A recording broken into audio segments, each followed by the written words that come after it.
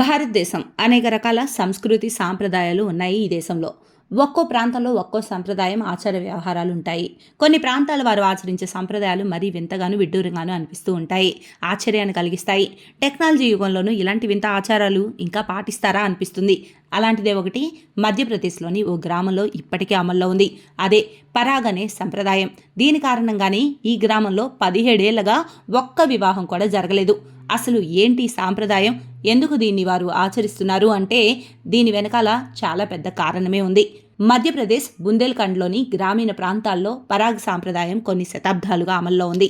ఈ ఆచారం ప్రకారం గ్రామంలో ఎవరైనా హత్య, గోవధ వంటి నేరాలకు పాల్పడితే మొత్తం గ్రామంలో వివాహాలు ఆగిపోతాయి. ఇక్కడ చాలా గ్రామాల్లో ఎక్కువగా ఈ సాంప్రదాయం పాటిస్తున్నారు. ఇందులోని పలు గ్రామాల్లో పెళ్లి బాజాలు మోగి చాలా కాలం అవుతుంది. అంత మాత్రాన ఆ గ్రామాల ప్రజలు వివాహాలు చేసుకోవడం మానేయలేదు. వారి గ్రామంలో కాకుండా ఊరు బయట వారు పెళ్లిళ్ళు చేసుకునేవారు. అయితే గ్రామం వెలుపల పెళ్లి చేసే స్తోమత లేని పేదలకు ఇది చాలా ఇబ్బందికరంగా మారింది. నేరం చేసిన వ్యక్తి లేదా అతని కుటుంబ సభ్యులు తీర్థయాత్రకు వెళ్ళాలి.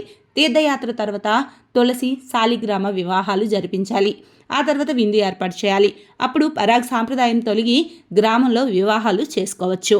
చాలామంది సంపన్నులు ఈ సంప్రదాయాన్ని త్వరగా వదిలించుకుంటారు. కానీ పేద ప్రజలు తీర్థయాత్ర, తులసి వివాహం, సామూహిక విందు వంటి ఖరీదైన పనులు చేయలేరు. ఈ నేపథ్యంలో లాలోయి గ్రామంలో గత 17 ఏళ్లుగా పెళ్లి బాజాలు మోగలేదు. ఓ హత్య కారణంగా పరాగ్ సంప్రదాయానికి కట్టుబాటు ఉండడంతో ఇన్నేళ్లు ఆ గ్రామంలో పెళ్లి బాజాలు మోగలేదు. పరాగ్ సాంప్రదాయాన్ని ఎలా వదిలించుకోవాలో అని గ్రామస్తులు ఆందోళన చెందారు. తాజాగా సర్పంచ్ బాదల్ సింగ్, గ్రామ ప్రజలు ఏకమై ఈ సాంప్రదాయానికి తెరదించుతూ పక్క ఊర్లో ఉన్న ఓ గిరిజన యువతి వివాహాన్ని లాలోయి గ్రామంలో చేయాలని నిర్ణయించారు. ఈ క్రమంలో బాజాలతో పెళ్లి కూతుర్ను ఊరేగింపులాగా లాలోయి గ్రామానికి తీసుకొచ్చారు.